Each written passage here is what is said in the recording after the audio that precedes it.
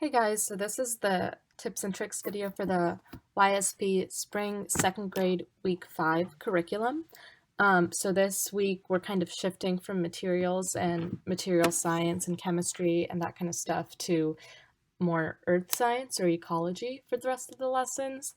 Um, so the premise of this lesson is basically learning about plants and the plant cycle. They really like learning about the concept of a cycle. It's something that they seem to understand pretty well. So it's exciting, and it's also pretty relevant to their daily lives. So it's a good lesson. There are some issues that I've noticed based on the past 2 times I've taught it. So I'm going to try to address them now. But when we teach these lessons again next spring, there'll probably be even better ways to address them. So the experiment just is giving students a Ziploc bag and a paper towel and 5 beans, because beans are seeds, they germinate too. And then spraying the paper towels a little bit and putting them and the beans inside a Ziploc bag, and then seeing a week later if the seeds have germinated.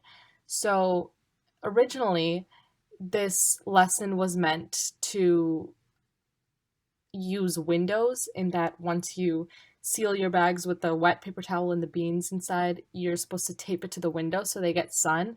But the fundamental issue with that is that seeds do not need sun to germinate. They do not photosynthesize.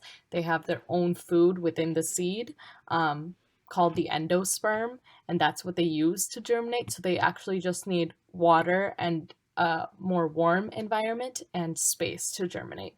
So it gets really confusing for them if you say that they don't need sun to germinate, but then you're asking them to tape it to the windows. So how I would change it this year is that I'll just go through my PowerPoint a little bit. This is a really good video just about the seed cycle in general. It's from scishowkids.com, and I found it on YouTube. But basically, I start with just explaining the seed cycle. So you start with the seed.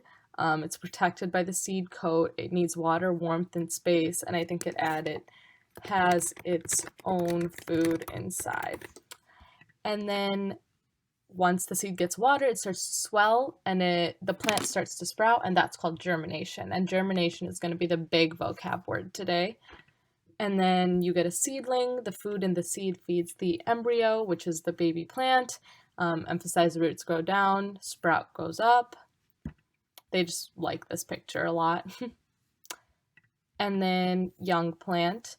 And this is where, obviously, when you have leaves, they start doing photosynthesis, but I feel like introducing the concept of photosynthesis and like carbon dioxide and sugar and glucose and all those kinds of things gets really confusing. So next time I teach this, I'll probably just say that once the plant has leaves, it's able to make its own food because chemical reactions happen inside the leaves, and just leave it at that.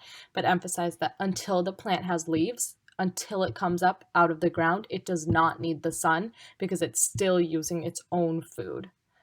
This was a video on photosynthesis that I probably won't show again. And then an adult plant, it grows flowers or fruit, and you usually ask, what do fruit have inside them? And they all say seeds. And then you go to this cycle and it all comes together, and they love it. They love thinking about how a plant plants more plants, and it just keeps going and going and going. I would highly recommend showing a time-lapse video like this that shows like plants growing. It blows their mind, and they ask to watch it again and again. They also kind of think it's gross because it looks like worms, but they love it.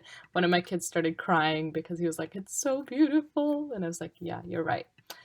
So I changed my question to, what do seeds need to germinate? And I think a cool way to do this might be putting water in some of the bags and not putting water in other ones. I know this says sun, but I don't even know if we want to bring in the concept of sun yet, because they should sprout regardless, and that might get confusing. The other issue is, I guess it's not even really an issue anymore, but my classrooms don't have windows, so there was nowhere to tape them. But now that we should not be taping them to the windows because they don't need the sun, you can just put them somewhere in the classroom. I would not recommend letting them take them home. I tried that, and I probably got like 20 bags back total out of all 70 something of my students, so that was kind of disappointing. A lot of them just forgot or left it somewhere or whatever. So I would recommend keeping them in the classroom, and then they can take them home after.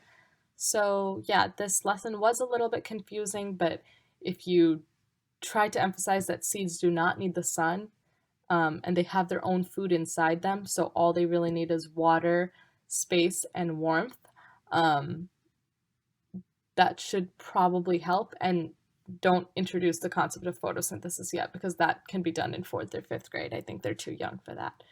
So yeah.